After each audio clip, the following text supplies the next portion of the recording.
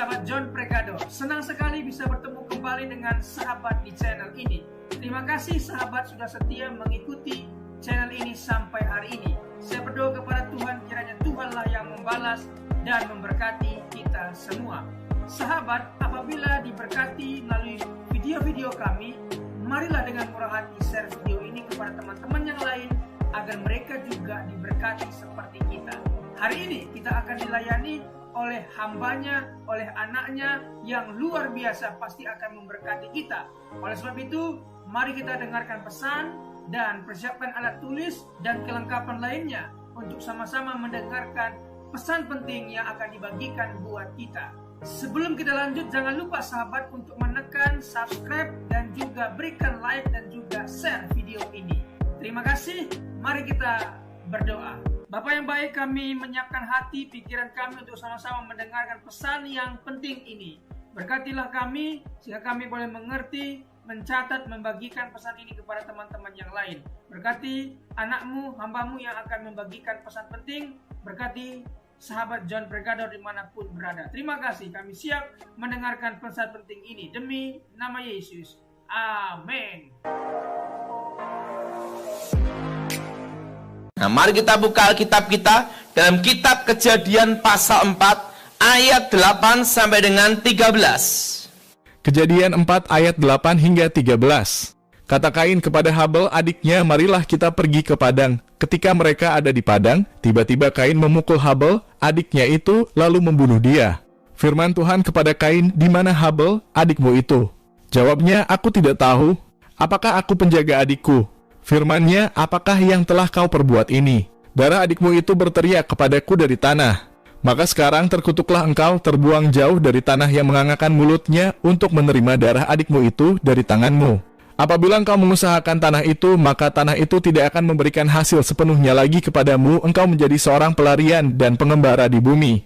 Kata Kain kepada Tuhan, hukumanku itu lebih besar daripada yang dapat kutanggung. Pembunuhan yang paling awal adalah pembunuhan Kain membunuh Habil. Apa saudara? Pada waktu Habil dibunuh, saat itu juga kegiatan otak berhenti, kegiatan jantung berhenti.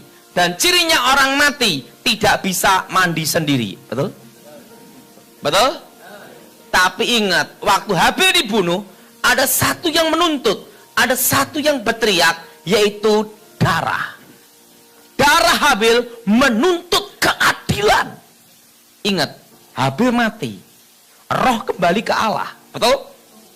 Tapi ingat, darah bicara tentang jiwa. Jiwa, ingat darah, nyawa, betul? Darah ini menuntut keadilan kepada Allah. Ingat, tubuh, jiwa, roh itu beda. Roh kembali ke Allah. Jiwanya Habil menuntut. Darah bicara tentang nyawa, nyawa bicara tentang apa? Jiwa. Dan apa yang terjadi? Akibat tuntutan darah Habil, Kain dikutuk. Di dalam kutukannya dikatakan bahwa tanah tidak menghasilkan sepenuhnya lagi untuk Kain. Dan Kain jadi pelarian dan pengembara di muka bumi. Akibat apa? Tuntutan darah Habil. Nah, jadi ingat, semua penampakan roh, baik pengiriman, dan semuanya itu selalu bicara tentang apa? Ada tuntutan darah. Nah, bagaimana bisa terjadi penampakan?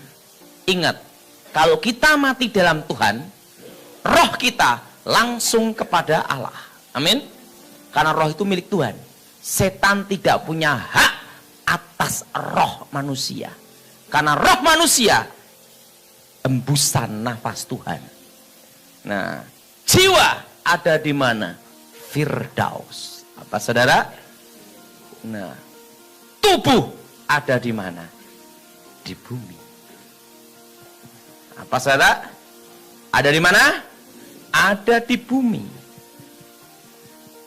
Ada di mana saudara? Ada di bumi. Ada yang dibakar, betul?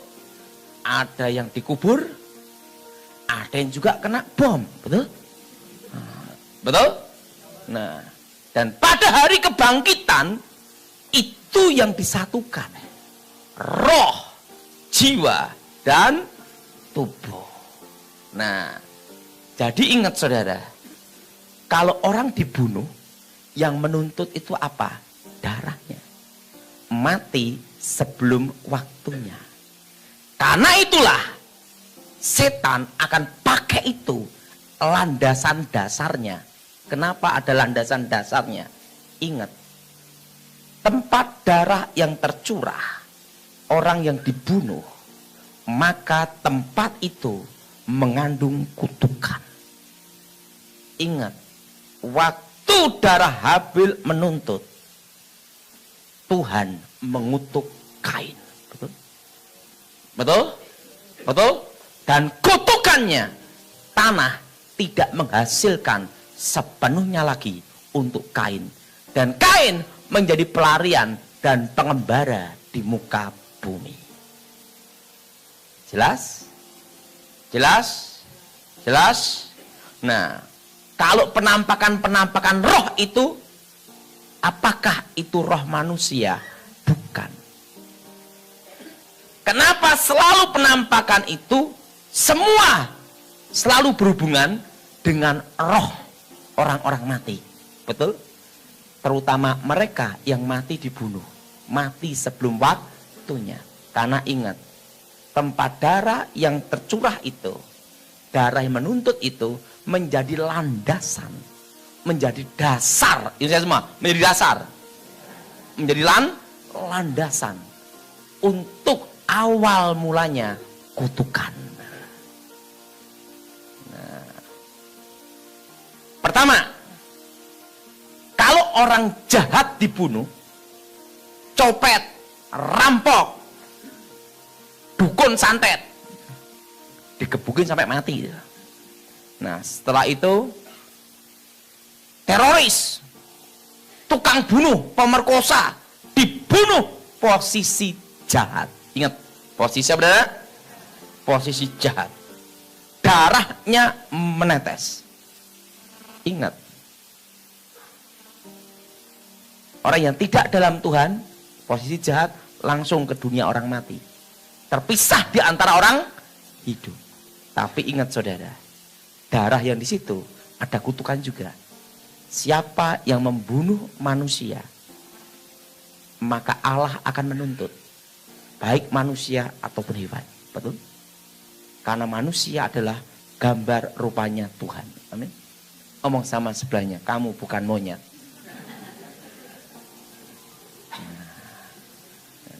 Jelas? Jelas? Jelas? Dalam posisi apa aja? Jahat. Berarti ada landasannya. Yaitu apa? Kutukan. Ada penderi dikubur di satu tempat. Ingat, saya beritahu rahasia ini, jangan dipraktekkan. Kubur di satu tempat. Maka di kuburannya ini mengandung kutukan. Namanya kutukan kehancuran. Kutukan apa saudara? Kehancuran. Kalau dulu sebelum saya bertobat, misalnya saya tidak suka sama bapak ini, supaya bapak ini sering sakit-sakitan, megap-megap. Penting tahu hari kelahirannya, wetonnya, san fotonya. Setelah itu fotonya dibawa ke tempat kuburan orang jahat yang mati dibunuh. Ingat, darahnya menuntut. Setelah itu dikasih jarum, tusukkan tepat di kepalanya atau di dadanya. Saat di kuburan itu, foto itu dikubur sama-sama. Nanti bapak itu nanti pada waktu serangan pertama malam Jumat, maka dia akan mimpi didatangi laki-laki tinggi besar, mencekik dia. Nah, setelah itu dia jatuh sakit, posisi mati ndak, hidup ndak. itu pakai foto. Ingat, jangan diprak. Kenapa bisa menjadi serangan? Karena kuburan itu darah yang menuntut landasan dari kutukan. Dan nanti dia akan menampak kalau yang dibunuh itu laki-laki yang jahat. Dia akan melihat apa? Laki-laki tinggi besar. Jelas? Jelas? Nah, kalau penjahatnya misalnya germonya perempuan digebukin, dibunuh mati, kuburannya dikasih foto itu, kasih jarum. Nanti waktu dia tidur, dia akan melihat perempuan rambut panjang mencekik gini, engkek gitu. Nah, setelah itu apa? Sakit, mati ndak, hidup ndak. Nah, itu pakai apa? Kuburan. Medianya apa? Foto. Ingat, jangan diprak. Kedua, kalau selain itu pakai jarum, sakit, mati ndak, hidup ndak. Nah, nanti yang kedua, dibikin perawan tua juga bisa. Fotonya. Kasih fotonya, saya itu dibacain mantra, disumpahin. Supaya apa? Tidak laku. Perawan tua, kamu jahat. Dia apa? Di kuburan. Fotonya itu ditaruh dalam kuburan itu. Tapi ingat, kuburan orang jahat yang mati dibunuh, yang darah menuntut. Setiap kali mau nikah pasti batal. Cirinya ada. Sering ada penampakan kayak ketindihan. Laki-laki besar. Nah, orang tidak tahu. Dikira itu disenangi setan. Bukan. Itu disumpahi. Nah, ingat, saya kasih tahu rahasia ini. Jangan dia apa? Nah, jelas? Jadi lewat apa? Foto. Untuk bikin celaka orang itu paling mudah. Bikin mati orang itu paling mudah. Cukup modal 10.000 racun tikus. Betul? Betul? Tapi untuk menghidupkan orang mati hidup lagi, tidak bisa. Itu hanya Tuhan yang bisa. Betul? Nah, bikin orang celaka itu lewat apa? Serangan ilmu hitam akan terjadi apa? Penampakan. Penampakannya apa? Darah menuntut menjadi dasarnya. Setan suka menyamar menjadi orang yang sudah mati. Jelas? Apalagi landasannya ada jadi. Jadi yang pertama, serangan kuasa gelap lewat apa? Kuburan. Dan kalau tanah itu diambil, disiramkan di depan toko orang, pintu toko atau pintu pabrik, setahun bangkrut. Itu nanti toko atau pabriknya kayak ketutup ini, kayak kabut. Dan di sana ada penampakan setiap malam Jumat, laki-laki tinggi besar. Jadi ingat, penampakan itu bisa juga pertama serangan kuasa gelap.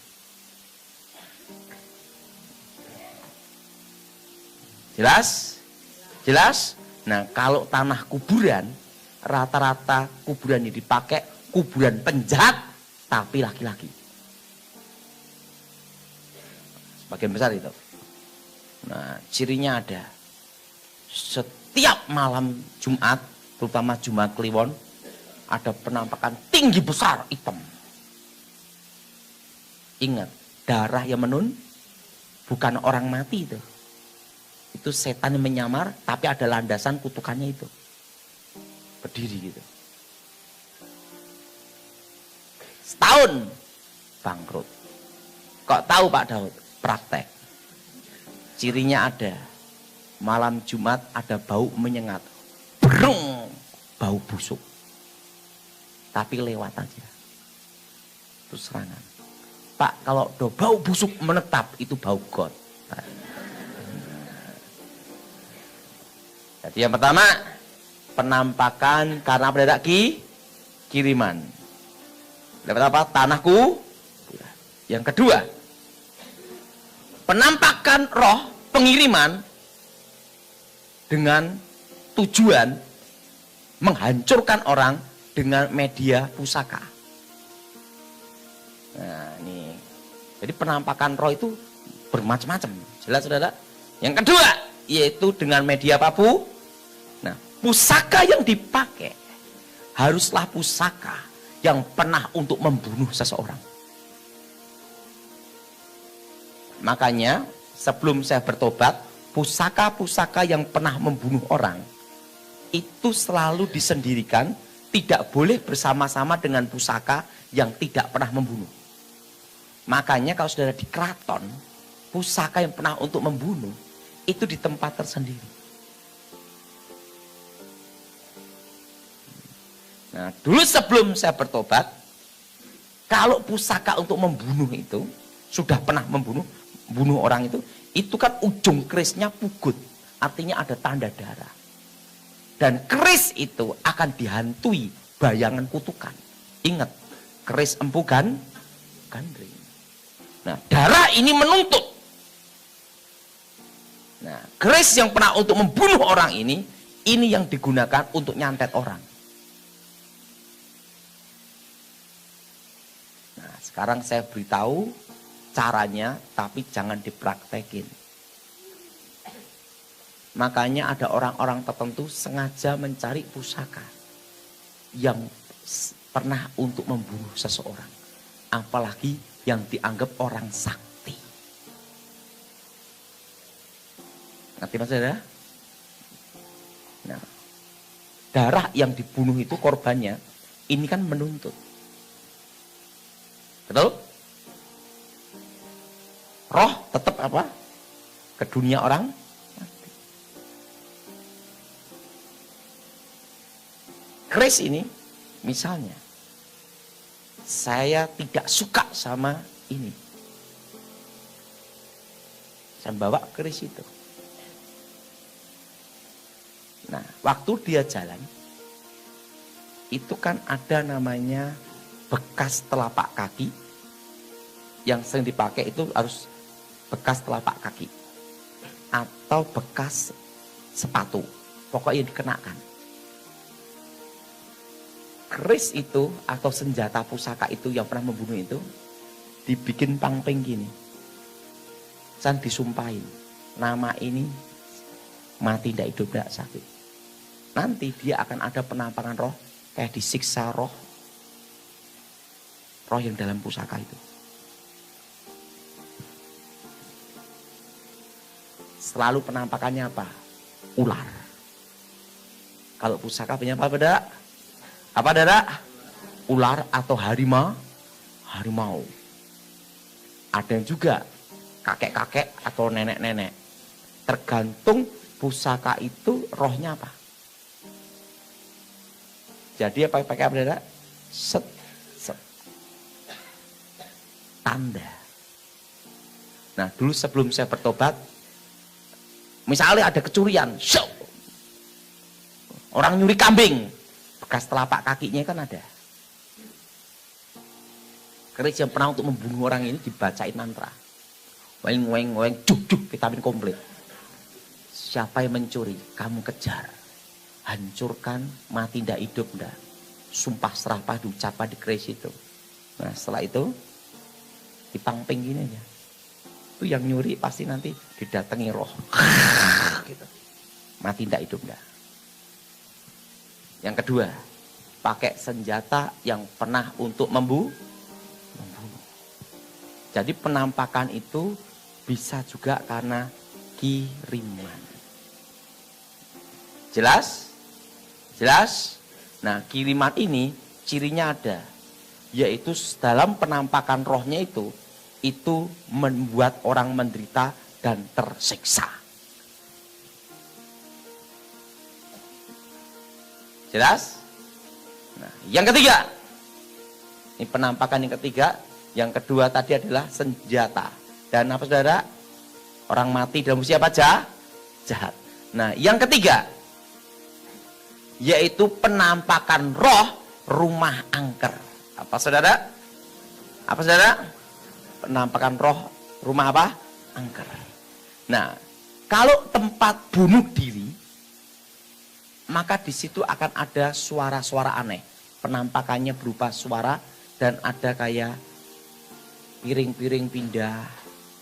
Nah, kalau di dapur, kotak ada orang masak. Itu berarti yang bunuh diri pembantu.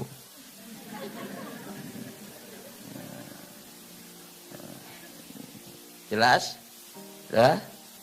Nah, nanti tiba-tiba kayak ada orang ngobrol-ngobrol di ruang tamu. Tidak itu. Orang ketawa-ketawa. Satu keluarga. Berarti yang bunuh diri satu keluarga.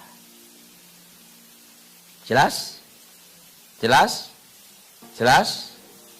Nah, jadi tempat bunuh diri atau tempat orang yang mati dibunuh. Nah, rata-rata penampakan orang yang mati dibunuh ini itu bukan roh orang matinya, rata-rata adalah apa saudara? Hanya untuk menunjukkan keberadaannya. Tetapi tetap mengganggu. Kalau itu tempat orang dibunuh, ada roh bangkrut sial. Makanya ada rumah-rumah tertentu disewakan, dibeli orang bangkrut sampai tinggal itu wajah bangkrut semua. Itu pasti apa? Orang mati dibunuh. Nah, sering ada penampakannya apa? Di sekitar pintu ada bayangan hitam, klebet.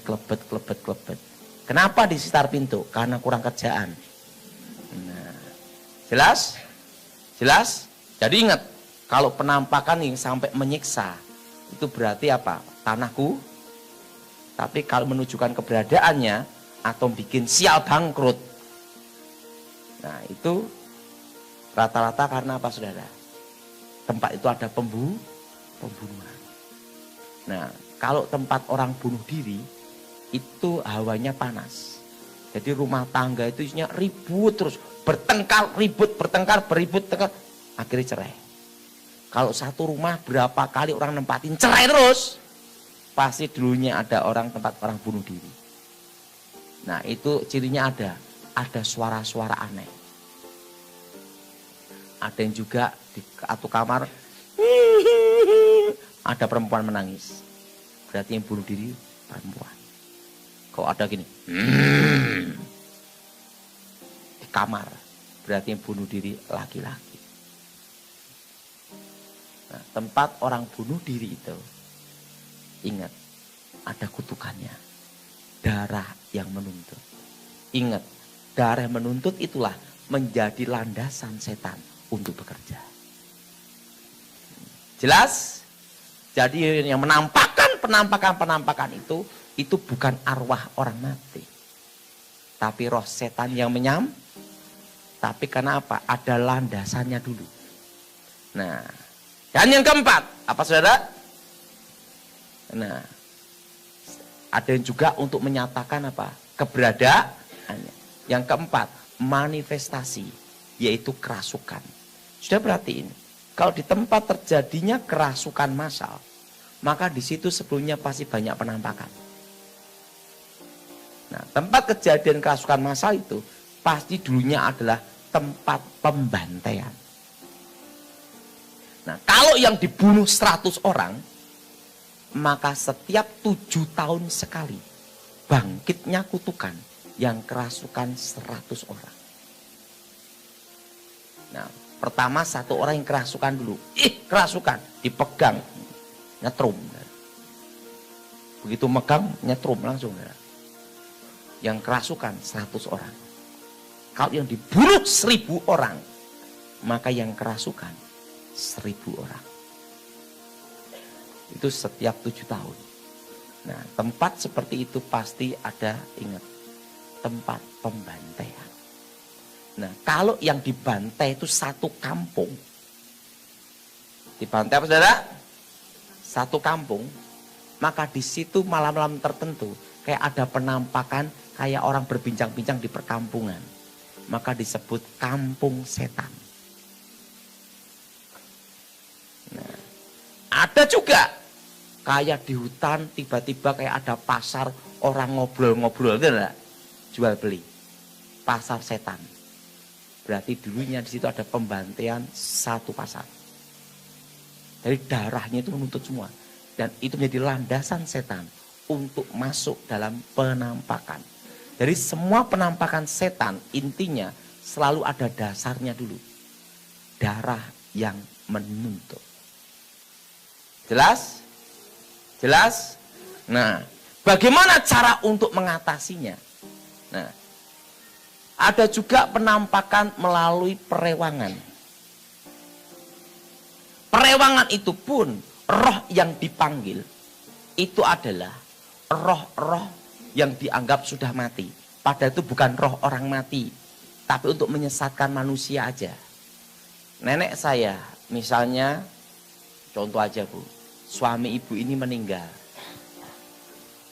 Ibu ini ingin ketemu suaminya yang dibunuh.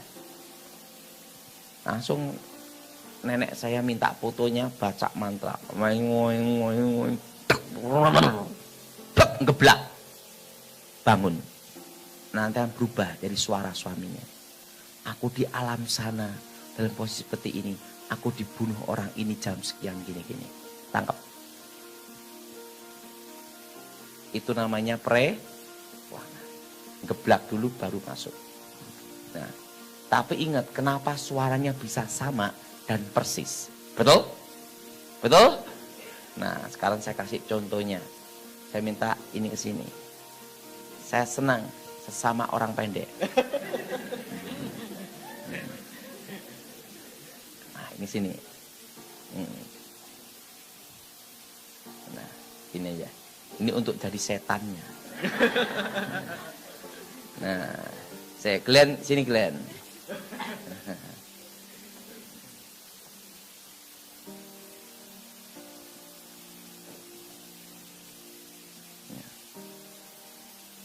Ini jadi malaikatnya. Sebab ini pendeta, takut kualat saya. Nah, sebelum dia sebesar ini pasti menjadi seorang bayi. Pernah, betul? Nah, di dalam ilmu batin, sebelum saya bertobat, dipercaya bahwa manusia ini ada namanya saudara kembar. Apa saudara? Nah, sekarang lahir. Oe. Langsung di sini ada malaikat. Haleluya. Kenapa ada malaikat? Ingat, keluarga dia orang Kristen. Malaikat Tuhan berkemah di sekeliling kita. Amin. Nah, tapi di sini adalah setan. Kenapa ada setan? Ingat, setan seperti singa yang mengaum-ngaum mengelilingi kita. Betul? Waktu usia 1 tahun, roh ini membentuk dirinya sama seperti dia 1 tahun. Tapi malaikat tidak berubah bentuk. Usia 7 tahun, roh ini membentuk dia 7 tahun. Tapi malaikat tidak berubah bentuk.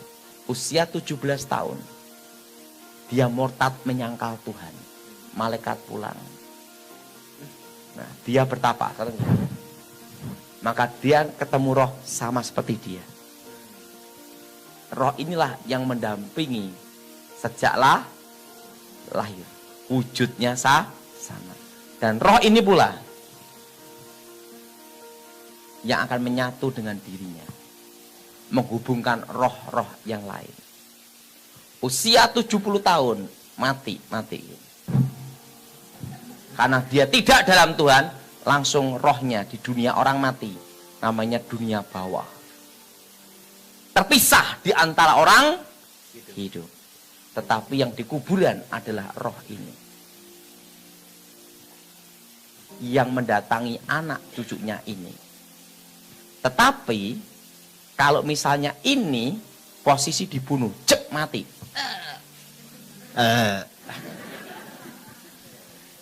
Darah menetes.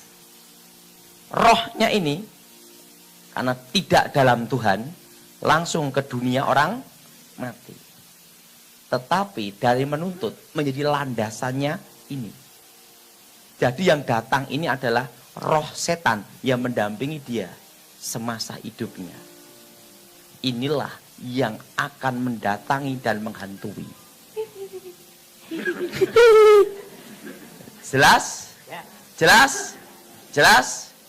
Jadi ingat, roh yang menghantui itu suaranya pasti sama semua.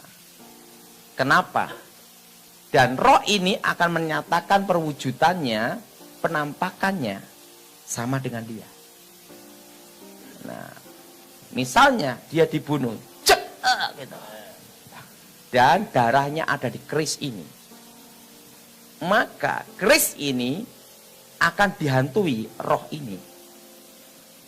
Dan roh inilah yang akan melakukan semua keinginan yang memegang keris itu. Makanya banyak keris yang pernah untuk membunuh orang itu digunakan. Supaya roh inilah yang akan menjalankan semua misi. Jelas? Jelas? Nah, setan memang ada kuasa, tapi Tuhan lebih kuasa. Amin. Nah, mari kita buka dalam kitab Ibrani pasal 12 ayat 24.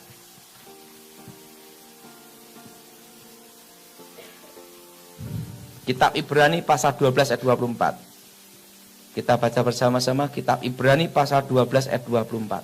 Dan kepada Yesus pengantara perjanjian baru dan kepada darah pemercikan yang berbicara lebih kuat daripada darah apa? Abel. Untuk mengalahkan kutukan darah yang menjadi landasan setan untuk menjadi kutukan dan menghantui, harus dihadapi dengan darah pula. Yaitu darah yang kudus, tanpa noda, tanpa celah, dan tanpa dosa. Amin. Dan di muka bumi ini hanya ada satu darah yang tidak ada dosa keturunan, kutukan keturunan, maupun dosa perbuatan. Dan itu hanya satu manusia, Yesus. Dan posisinya mati dibunuh. Kenapa Yesus darahnya bisa berbicara? Karena Tuhan Yesus mati dibunuh, maka darahnya bisa berbicara. Nah, untuk mengalahkan kutukan darah harus dihadapi dengan darah pula, darah perjanjian. Nah, kalau saudara ada serangan ilmu hitam, serangan kuasa gelap melalui tanah kuburan berupa foto maupun senjata yang untuk menghantui. Ingat, yang mendatangi itu bukan roh korban, tetapi setan yang mendampingi korban itu semasa hidupnya. Jelas? Nah, ini akan menghantui. Karena ada landasan dasar yang berupa namanya kutukan. Nah, saudara, kalau saudara menghadapi itu, selalu ada penampakan kayak orang nyekik gitu, atau menyiksa, mencakar kayak ada binatang, saudara. Nah, saudara harus hadapi dengan darah Yesus. Ingat, untuk mengalahkan setan, mengusir setan, ada 3. Pertama, di dalam nama Tuhan Yesus. Amin. Kedua, bila ada saudaramu yang sakit atau yang kerasukan setan, olesi minyak dalam nama Tuhan. Tapi yang ketiga, mereka orang-orang percaya mengalahkan iblis dengan darah anak domba. Apa saudara?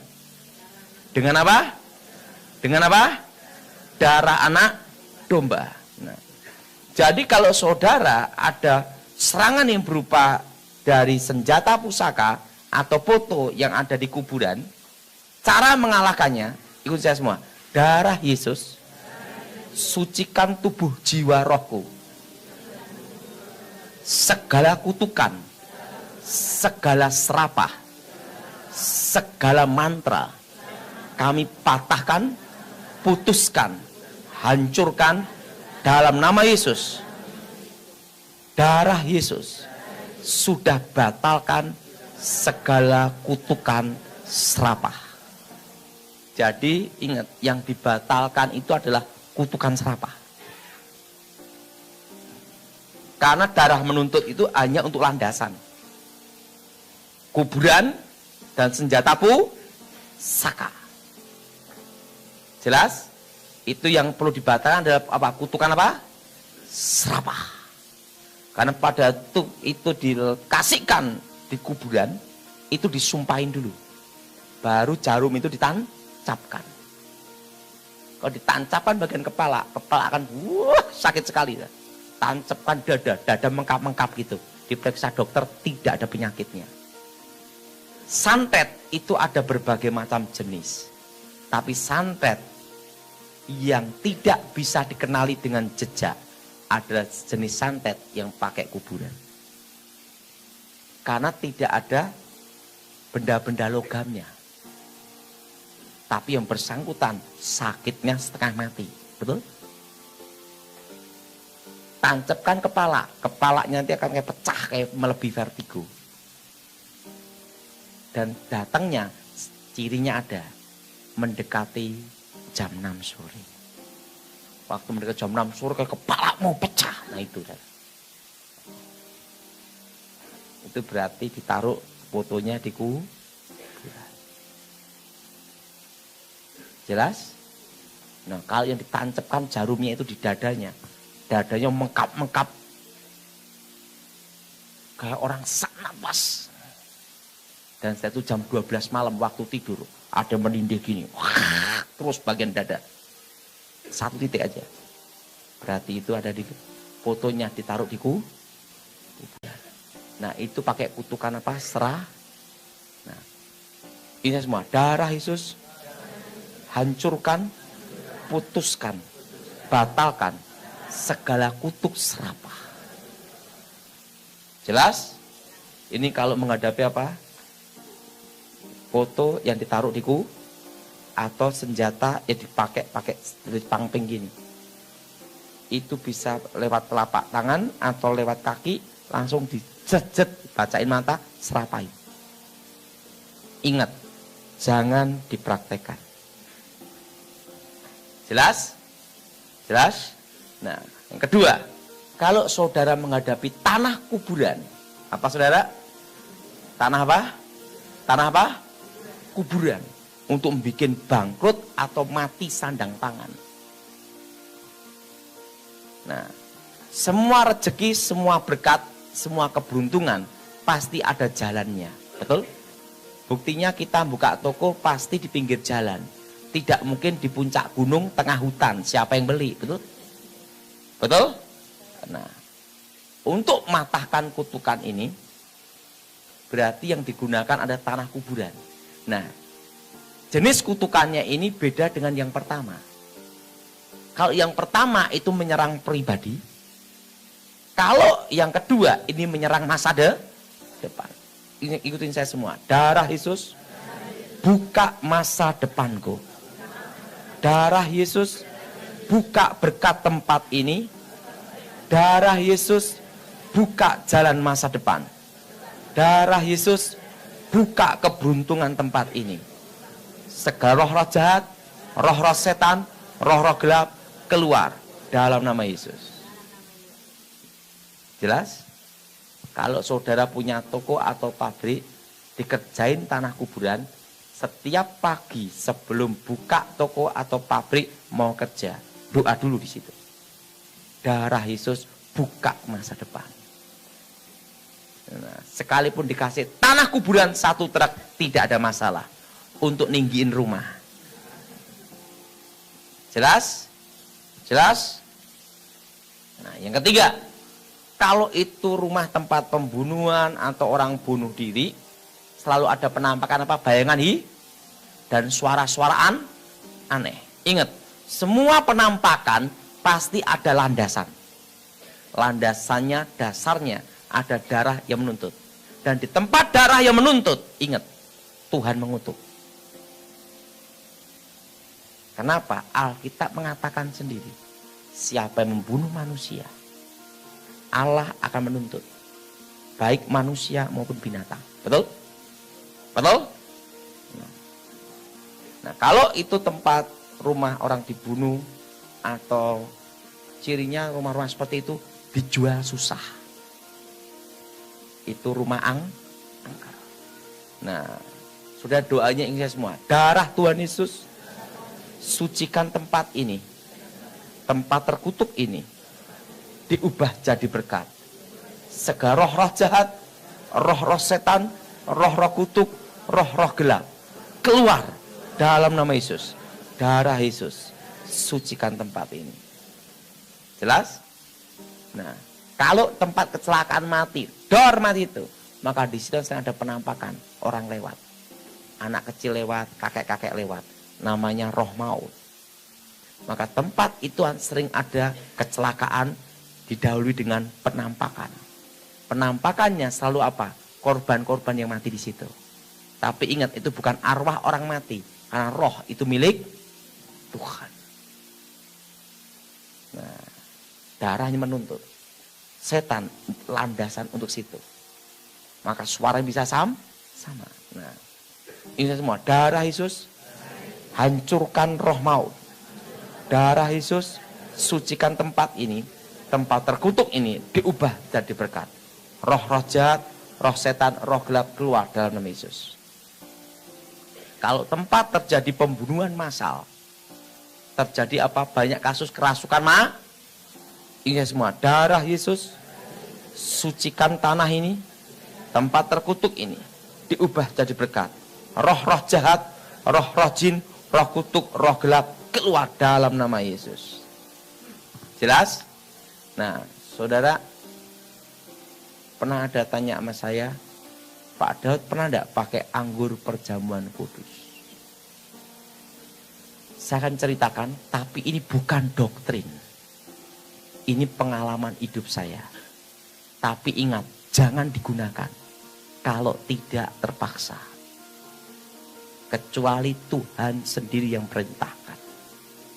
Jelas? Jelas?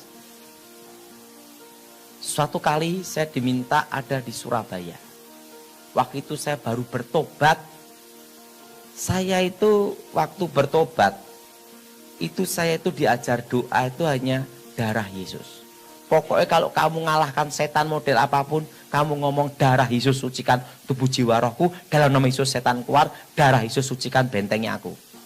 Dia ngajari doa itu dulu Pak Stefanus Pinggi, udah meninggal dia, udah dipanggil Tuhan.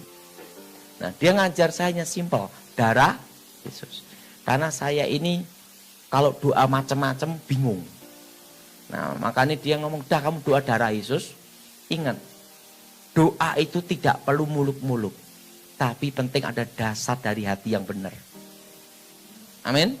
Nah, baru saya bertobat, saya nanganin kasus di Surabaya, di satu pabrik. Dulunya tanah ini adalah tempat pembantaian zaman PKI. PKI dibunuh di situ, digorok di situ. Jadi diangkut pakai truk-truk itu, saya dibikin satu lubang, saya digorok di satu lubang itu. Mayatnya dibawa di truk, dibuang di tempat lain. Nah, lubang itu ditanemin pohon apapun tidak bisa tumbuh. Nah, sama pengusaha itu punya pabrik, dibangunlah pabrik. Pada waktu pembangunan itu banyak kerasukannya.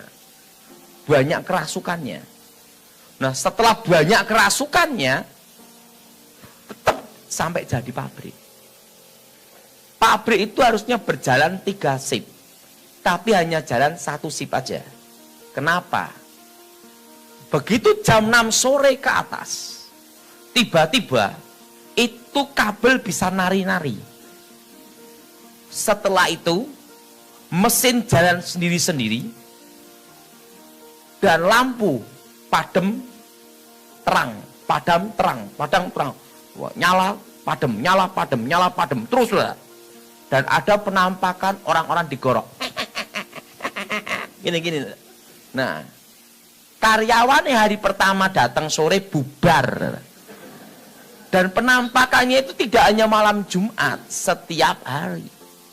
Sampai satpamnya aja Nggak berani masuk dalam pabrik. Hanya ada di pinggir gini, ngeliatin gini. Gitu loh. Itu di Surabaya. Itu kejadiannya 20 tahun yang lalu. Saya masih ingat itu.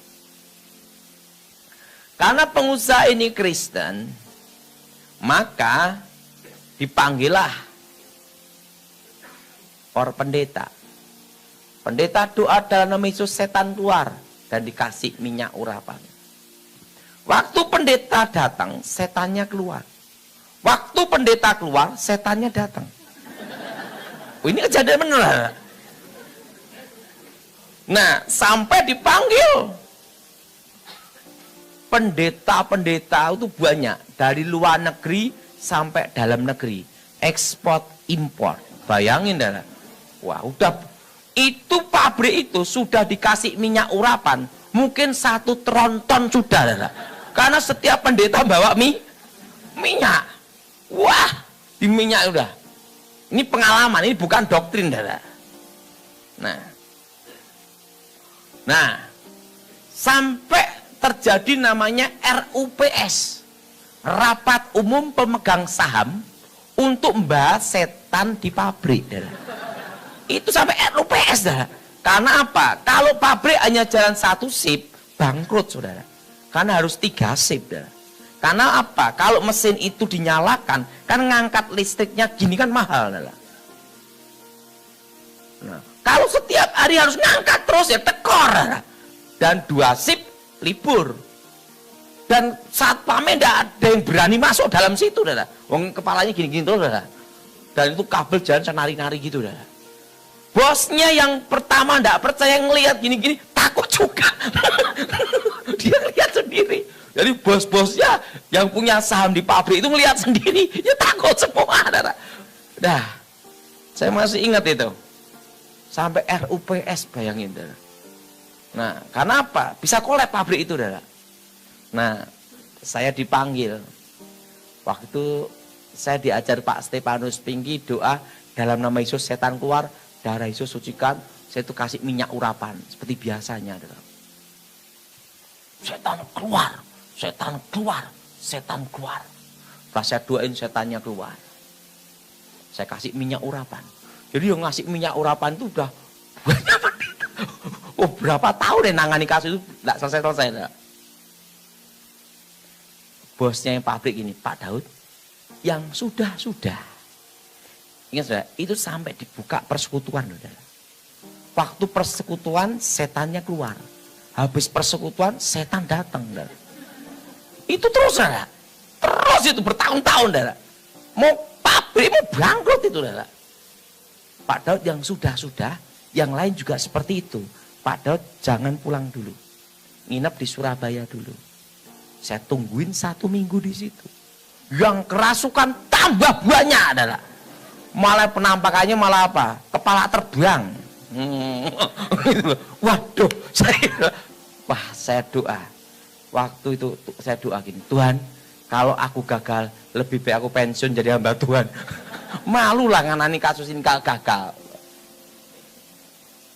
Saya ngomong, Pak, beri saya kesempatan untuk terakhir kalinya. Saya tak doa puasa dulu. Saya doa puasa. Tuhan, berikan aku jalan keluar ini. Ini sudah diusir setan dalam Yesus. Udah banyak pendeta. Minyak urapan udah 1 tronton. Ini kurang apa lagi? Betul lah? Betul lah? Udah didoain, udah dikasih minyak, kurang apa lagi?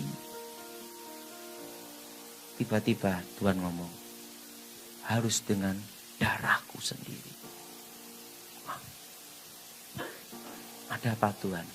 Karena di situ, di lubang itu, banyak darah yang menuntut dalam 1 lubang.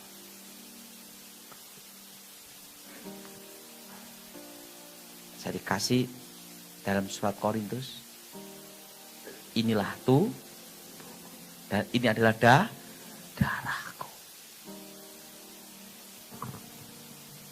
Saya bangun doa. Karena itu yang pertama kali. Pokoknya itu pelayanan paling rugi ya waktu itu. Saya cari anggur. Asli red wine. Bukan sirup loh. Karena itu pertama kali. Saya masih ingat 20 tahun yang lalu tuh harganya 500.000. Dan waktu itu saya masih ingat, saya kerja plastik, kelilingan plastik, sehari hanya untung 5.000. Pelayanan paling tekor kan.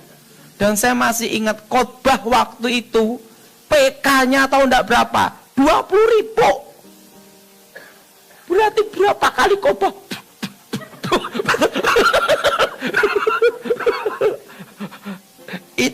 Itu 20 tahun yang lalu. Saya masih ingat waktu itu khotbah di Surabaya 20.000 maksimal, PK-nya 50.000. Saya masih ingat itu. 20 tahun yang lalu itu, Saudara. Dan apa yang terjadi? Saya beli itu red wine 500.000. Bayangin berapa kali khotbah.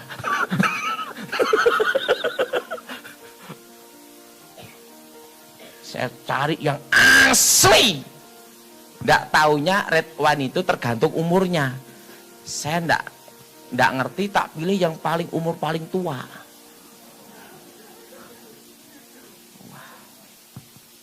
Red wine ini, saudara, saya doa puasa. Saya pegang botol ini. Kenapa? Pertama, nyesel. Kedua, kok malis terus sekali. Dan saya tidak bisa nikmati lagi. Saya doa anggur ini. Doa puasa berapa hari? Tuhan Yesus, ubah anggur ini menjadi darahmu sendiri. Bukan lambang lagi, tapi menjadi darahmu sendiri untuk mematahkan kutukan, menghancurkan roh kegelapan. Ubah anggur ini darah Yesus. Berapa hari saya doa puasa. Setelah itu, saya percikin dikit-dikit itu darah. Dikit-dikit itu. Nah, di tempat lobangnya itu, lobangnya itu kayak tanah lobang itu, yang orang dibunuh banyak sekali itu, ratusan di situ, digorok dan mayatnya dibuang tempat lain. Jadi mayatnya dibuang tempat lain. Itu saya percikin, saya doa darah Yesus, darah Yesus. Nah, terusan yang punya pabrik sama yang pemegang sahamnya sudah didoain Pak Daud, sudah. Pak Daud tidak boleh pulang dulu. Kita cek dulu. Seminggu saya di Surabaya. Seminggu di Surabaya. 2 minggu tidak ada masalah. Saya pulang ke Solo. 3 minggu, 1 bulan tidak ada masalah. Langsung pabrik itu jalan 3 shift sampai sekarang. Nah, itu pengalaman saya. Nah, ada lagi kejadian di daerah itu, namanya apa itu, pohon ini adalah pohon angker.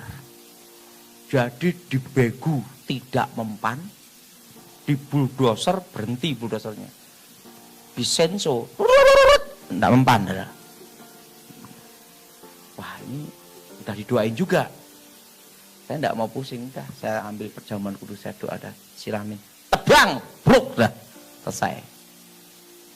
Tapi ingat, kalau kasus yang berat, baru pakai itu. Kalau belum berat, jangan. Makanya kalau betul-betul berat, saya baru pakai. Itu doa puasa dulu. Karena tergantung yang imanin doain toh. Kalau hanya ya, nggak bisa lah.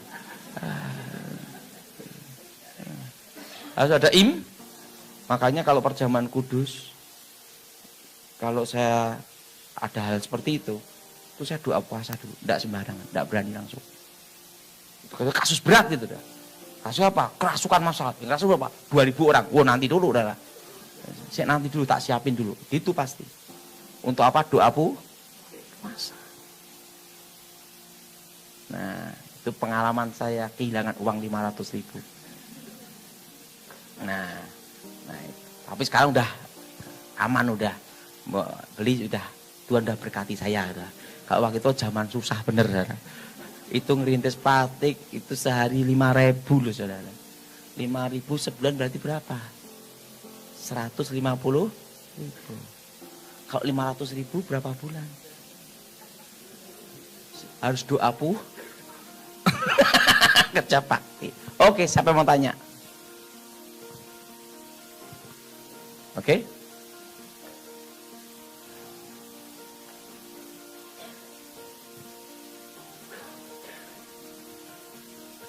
Saya mau nanya, kan itu kan di Tanjakan Emen sering terjadi kecelakaan. Itu kan dari dulu sampai sekarang kan kecelakaannya kan di tempat itu terus. Nah, yang jadi pertanyaannya itu emang udah ada penunggunya gitu, minta tumbal atau gimana gitu. Terus kalau misalnya didoain, nanti bisa ke situ lagi nggak si setannya gitu? Oh, berarti tempat kecelakaan itu adalah apa? Ada rohma, karena di situ ada orang yang mati kecelakaan, mati sebelum waktu, darahnya apa menun? Roh setan pakai dasar landasan itu untuk kutukannya, itu namanya tumbal. Nah itu harus dipatahkan dengan darah Yesus, bisa dipatahkan. Oke? Termasuk tempat kejadian orang tenggelam. Nanti selalu ada penampakan, ada rambut panjang, namanya onggoinggi. Wah, diambil rambutnya, keseret mati. Kalau ada yang minta tolong, langsung masuk, lep mati.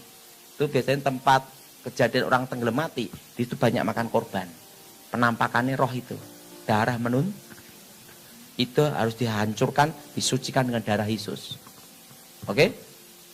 Lagi?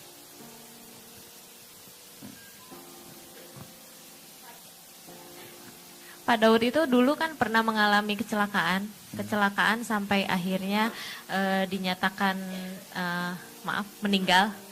Maksudnya tidak tertolong gitu nyawanya, tapi Tuhan bilang kan kalau Pak Daud itu tidak akan dipanggil Tuhan sebelum menikah. Nah itu bisa tolong diceritakan, soalnya belum pernah kesaksian. Makasih. Bulan depan aja.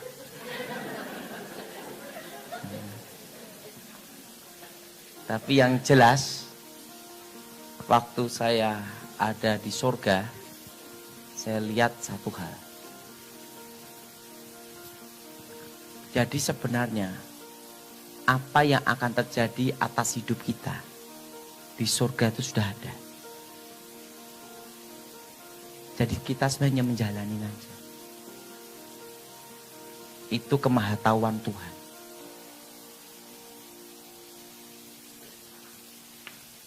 Waktu itu saya ngelihat satu hal, saya masih ingat. Indonesia akan terpecah menjadi 3. Satu, Timor Leste sudah pecah, betul? Nanti ada 2. Yang 2 itu apa, saya tidak dijelasin. Tapi yang jelas pecah di 3. Dan akan ada krisis. Jadi Indonesia pulih itu 25 tahun, dimulai dari awal krisis 98. Tambah 25 tahun. Berarti pemulihan Indonesia tahun berapa? 2023. Tetapi sebelum pemulihan akan terjadi krisis ekonomi juga. Tahun lalu saya pernah khotbah di tempat ini. Siapa yang datang tahun lalu? Coba angkat tangan. Coba angkat tangan. Saya khotbah bahwa 2018 tahun ini akan terjadi krisis. Sekarang harga-harga barang naik. Yang tidak naik harga diri. Dan dolar sudah naik loh ini. 13.700. Loh.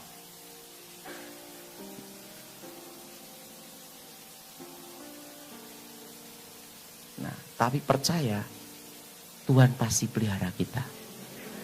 Nah, kalau 98 itu krisis politik.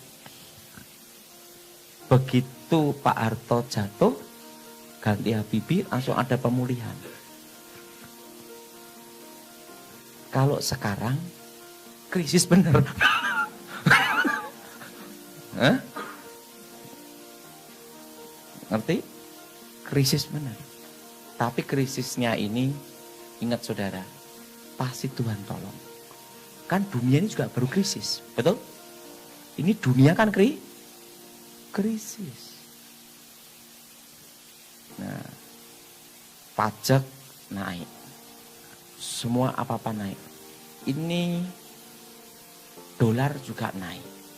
Yang paling diwaspadai kalau dolar tembus 14.000 ke atas. Deg-degan semua kan? Betul? Betul? Tapi ingat, percaya Tuhan pasti pelihara.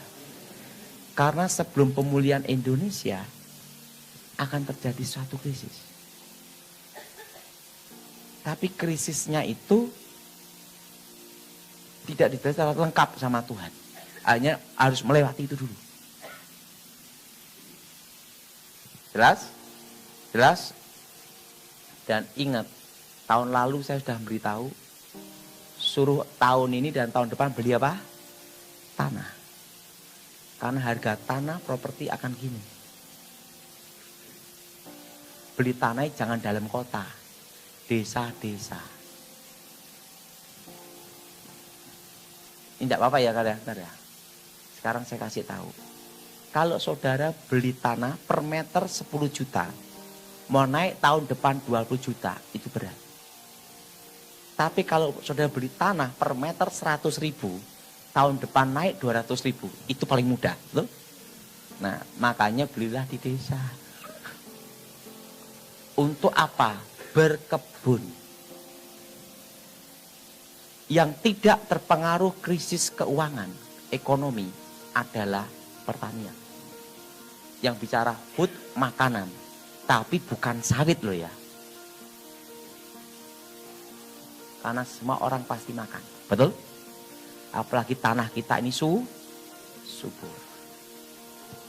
Nah makanya sekarang saudara kalau ada berkat beli tanah. Tapi beli tanah jangan ngawur. Harus pinggir jalan, 2 mobil bisa lewat. Kalau di desa udah pasti harganya tidak terlalu mahal. Karena kenyataannya saya beli per meter hanya 200 ribu. Tapi di lereng Merapi.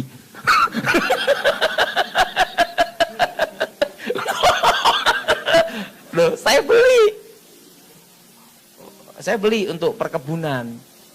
Tapi jaraknya jauh. Jarak ya di atas 20 km lebih. Kok jaraknya 10 kilo ada pelatih melepus. Wah. Oke, lagi. Ini. Pak, saya mau bertanya, kalau kita kadang tidur kayak ada yang nindihin, itu ada pengaruh kuasa gelap atau masalah peredaran darah? Nah, sering apa? Sekali 2 kali.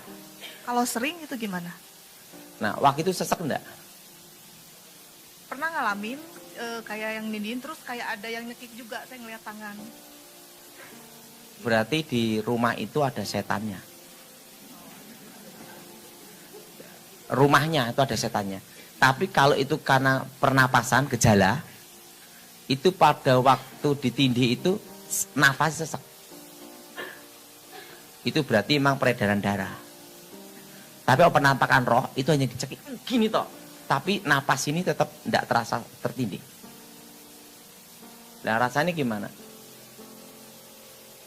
Waktu itu kayak yang sesak juga sih. Oh berat peredaran darah.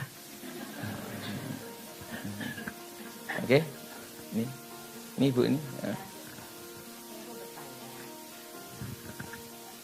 Pada tahun 2010 saya pernah sakit. Itu dibuat orang, gitu ya.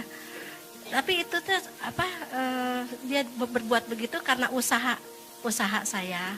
Saya dagang di pasar gitu ya. Ya agak maju lah di antara langganan yang lain ceritanya ya.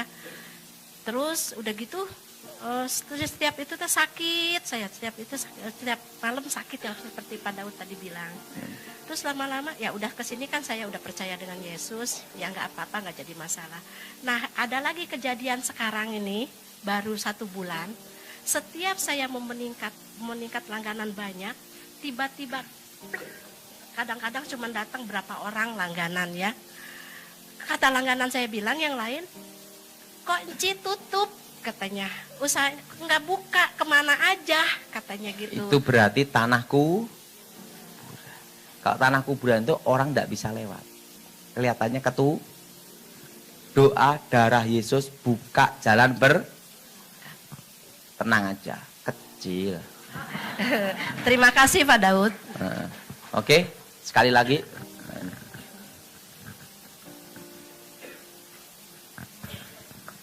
Berarti itu tanah kuburan.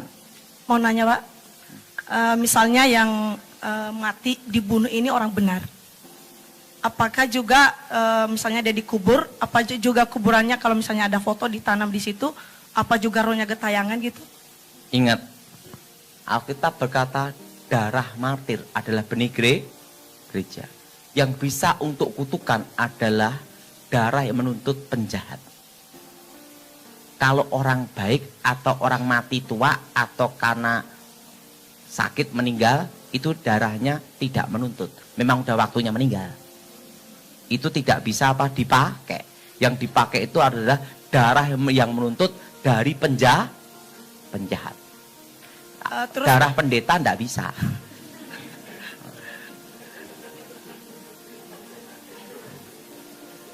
Nah, jadi kan tadi yang ada 3 orang di depannya, itu kan orang jahat. Kalau misalnya ini ada orang benar, apakah juga ada malaikatnya yang istilahnya menyerupai dia? Misalnya nanti dia meninggal, rohnya dipanggil, apakah itu juga keluar atau tidak ada? Malaikat tidak pernah berubah bentuk menjadi orang mati, tidak. Jadi kalau misalnya kita datang ke pendeta berdoa, kita minta roh suami atau orang tua kita, pendeta katanya bisa panggil rohnya, kalaupun itu orang benar ya. Berarti itu salah ya Pak? Roh setan yang menyamar.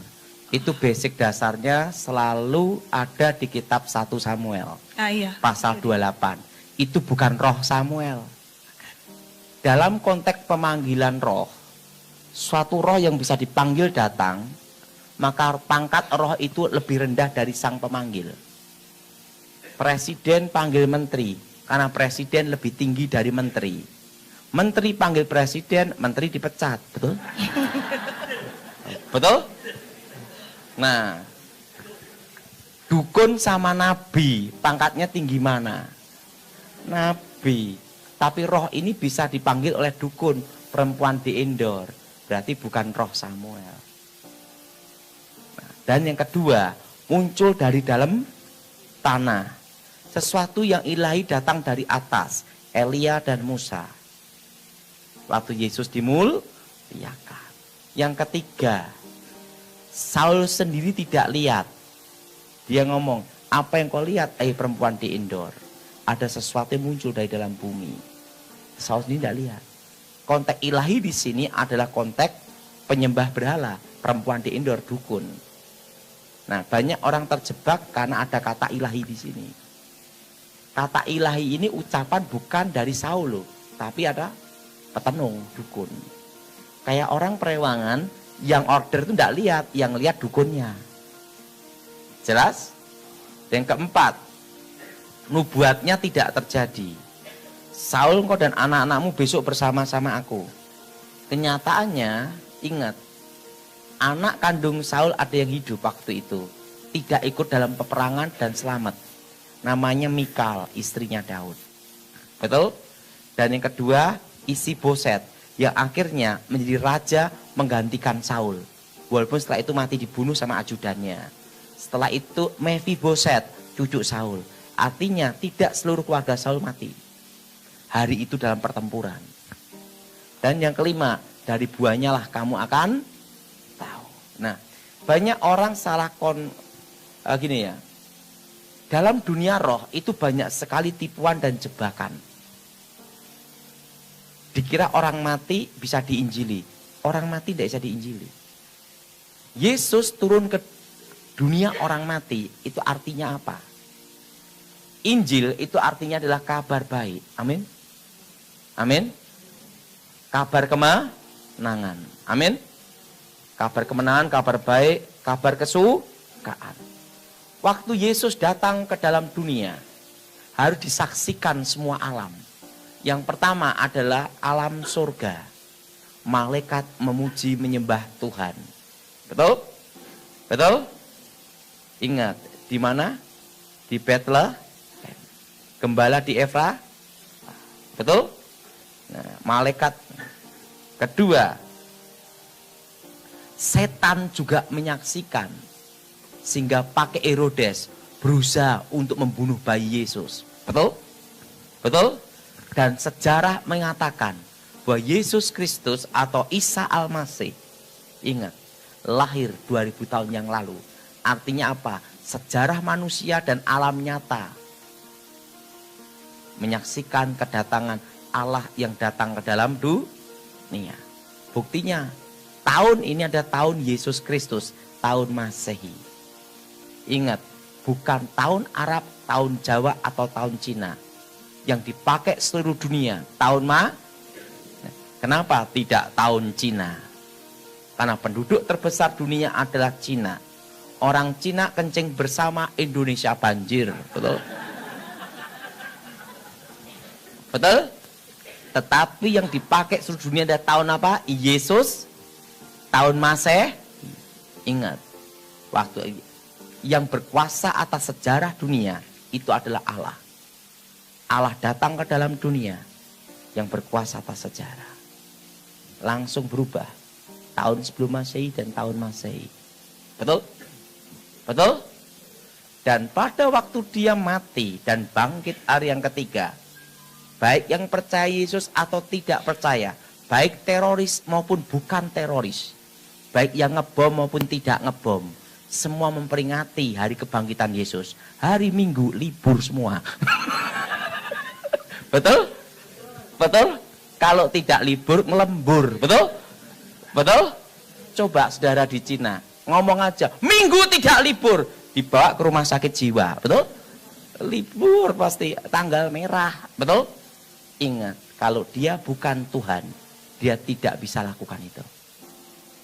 Karena dia adalah Tuhan yang berkuasa atas sejarah.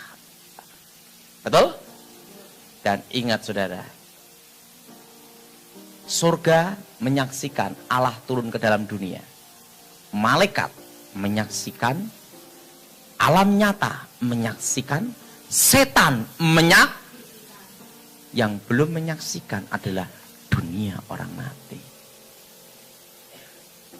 Maka Yesus pada waktu mati, ingat, yang bisa datang ke dunia orang mati adalah apa? Orang mati, betul? Betul? Yesus datang ke dunia orang mati untuk menyatakan apa? Kemenangannya. Karena musuh yang paling besar adalah kematian. Kenapa saudara? Ingat, kalau Yesus tidak bangkit, sia-sialah iman kita. Betul? Betul? Raja hebat apapun mati tidak bangkit-bangkit. Ada orang mati, bangkit mati lagi. Betul? Betul? Yang belum menyaksikan kedatangan Mesias yang dijanjikan adalah apa? Dunia orang. Maka Yesus perlu datang ke dunia orang mati. Menyatakan bahwa Mesias yang dijanjikan sudah datang. Itu kabar kemenangan. Dan bangkit hari yang ketiga. Jelas? Nah, kenapa perlu ke dunia orang mati? Ingat saudara, supaya semua alam melihat surga, setan, manusia, dan orang mati. Saya rasa sudah cukup, kita mau doa pelepasan. Mari kita bangkit berdiri saat.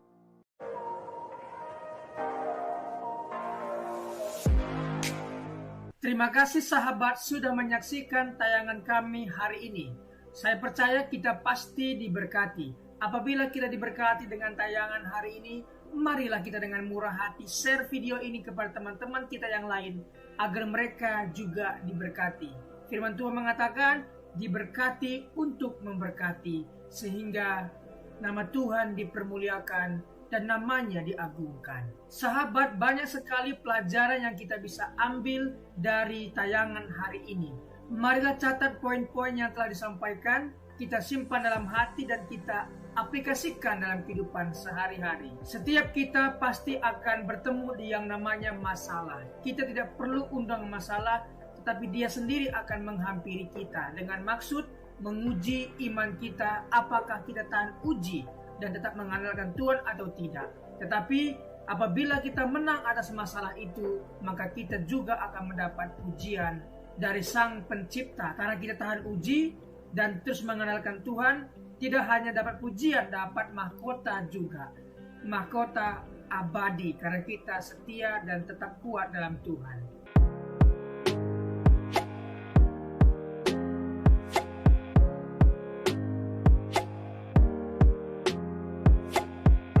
Shalom, dalam kesempatan kali ini kita akan belajar satu tema yang tentu pasti akan memberkati kita, yaitu memilih yang benar. Orang percaya pasti memilih yang benar, memilih kegiatan pekerjaan yang benar yang menguntungkan dirinya di masa depan. Apabila hari libur, apakah yang akan kita lakukan? Apakah kita bermain game sepanjang hari dan membuka aplikasi main game sepanjang hari? Apakah itu yang akan kita lakukan? Orang percaya pasti menggunakan waktu yang sangat bijak. Bisa belajar, bisa beristirahat, dan juga bisa membantu orang tua. Jadi sekali lagi, orang percaya pasti menggunakan waktu sebaik-baiknya. Dia belajar, dia juga beristirahat, dan dia juga membantu orang tua, membantu orang-orang di sekitarnya. Sekali lagi, orang percaya pasti memilih yang benar. Ingat, 3B. Yang pertama adalah belajar, bekerja, dan beribadah. Ingat hal ini, ingatlah selalu belajar, ingatlah selalu bekerja, dan beribadah kepada Tuhan kita, Yesus Kristus. Sekali lagi kita akan belajar tentang tema memilih yang benar. Kita belajar dari tokoh satu Perjanjian Lama, satunya Perjanjian Baru. Kita mulai saja belajar dari tokoh Perjanjian Lama, yaitu Nuh. Kita akan belajar dari seorang tokoh yang bernama Nuh. Hal-hal apa yang akan kita pelajari? Mari kita dalami. Kejadian 6 sampai 10. Tetapi kita fokus di Kejadian 6 ayat 5 sampai 8. Mari kita baca firman Tuhan. Ketika dilihat Tuhan bahwa kejahatan manusia besar di bumi dan bahwa segala kecenderungan hatinya selalu membuahkan kejahatan semata-mata, maka menyesallah Tuhan bahwa ia telah menjadikan manusia di bumi dan hal itu memilukan hatinya. Berfirmanlah Tuhan, aku akan menghapuskan manusia yang telah kuciptakan itu dari muka bumi, baik manusia maupun hewan dan binatang-binatang melata dan burung-burung di udara, sebab aku menyesal bahwa aku telah menjadikan mereka. Tetapi Nuh mendapat kasih karunia di mata Tuhan. Mari kita pelan-pelan mempelajari ayat ini. Pertama, ketika dilihat Tuhan dari sorga, Tuhan melihat ke bumi dan dia melihat dan mendapati kejahatan manusia besar di bumi dan bahwa segala kecenderungan hati manusia selalu membuahkan kejahatan semata-mata. Di sini kita tahu bahwa alasan Tuhan marah itu karena ulah manusia.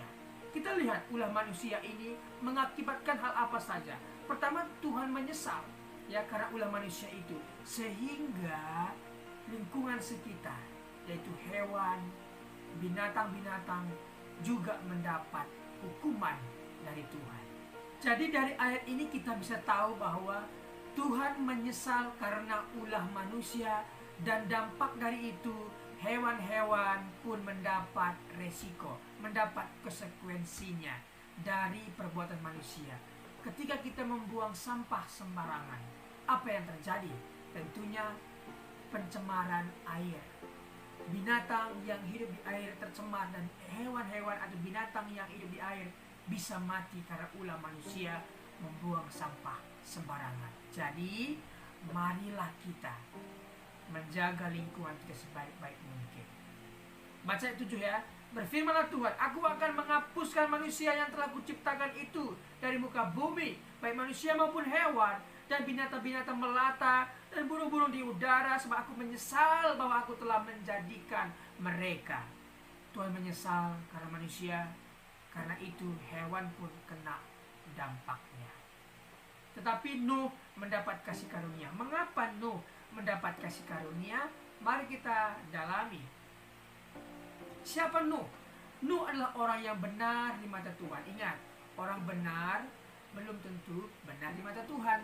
Tetapi orang yang dibenarkan Tuhan, yang sudah diampuni Tuhan, dimaafkan Tuhan, dihapuskan Tuhan dosanya, dibenarkan oleh Tuhan karena dia percaya, dan saya percaya kepada Tuhan dan kemudian saya dibenarkan, maka orang benar ini mestinya melakukan hal-hal yang benar yang menyenangkan hati Tuhan. Seperti Nuh.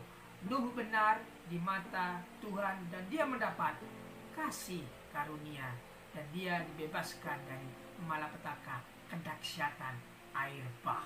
Oke, kita belajar lebih dalam lagi.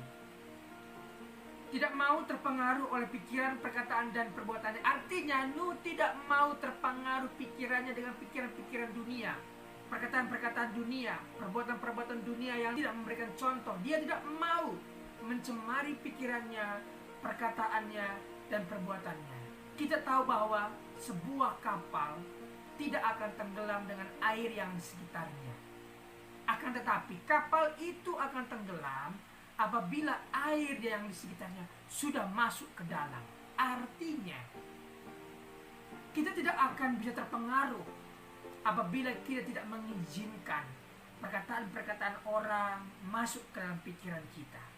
Jadi pikiran kita ini adalah sebuah aset, sebuah properti yang sangat berharga.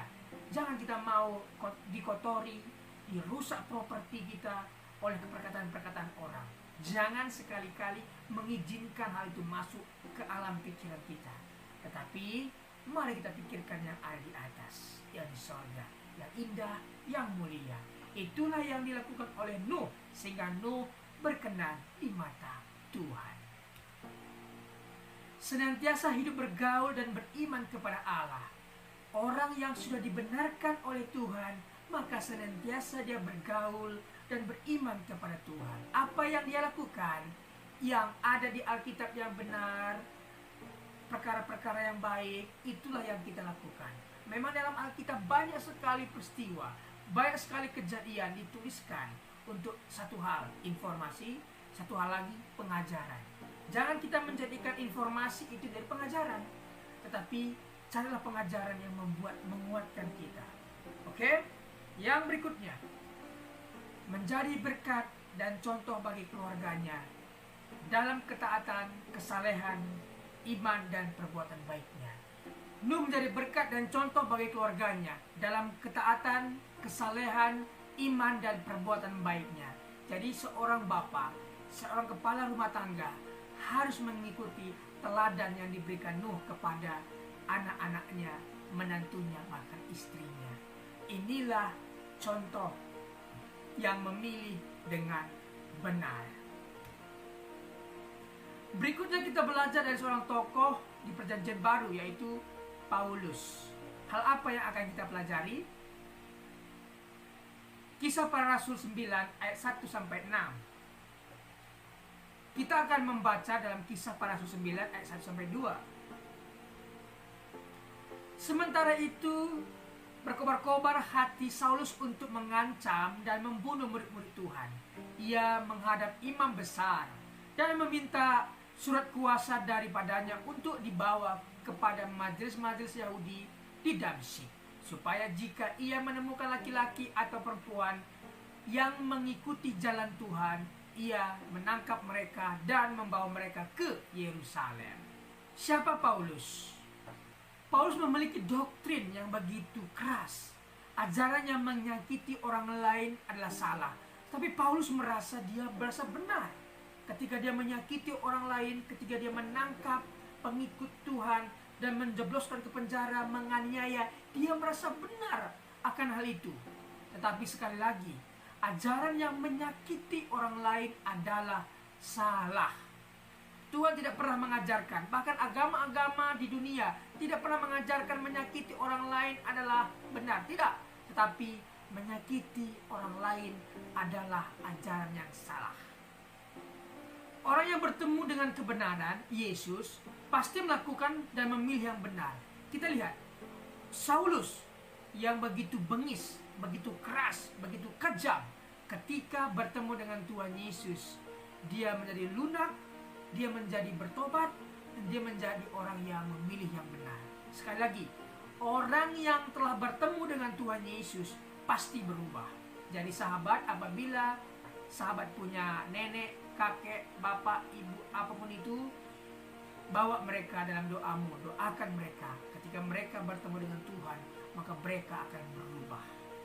Jadi sekali lagi, orang sekeras apapun, sebejat apapun, sebengis apapun, ketika dia bertemu dengan Tuhan, pasti lunak dan mengalami perubahan yang luar biasa.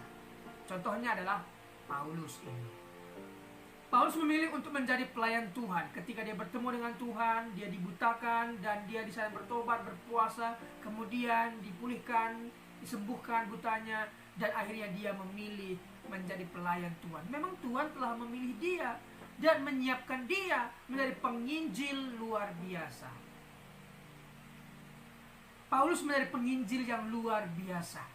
Dari 27 kitab perjanjian baru, 13 diantaranya Pauluslah yang menulis atas ilham yang Tuhan berikan kepadanya. Jadi sahabat, orang yang telah dipilih Tuhan pasti memilih yang benar. Orang yang dibenarkan Tuhan pasti melakukan hal-hal yang benar yang tentunya menyenangkan hati Tuhan. Terima kasih sudah mengikuti pengajaran hari ini. Hari ini kita belajar dari seorang tokoh bernama Nuh dan juga Paulus. Terima kasih. Apabila ada komentar, pendapat yang berbeda dengan apa yang saya sampaikan, boleh tinggalkan komentar di bawah video ini. Terima kasih. Tuhan Yesus memberkati. Mari kita berdoa.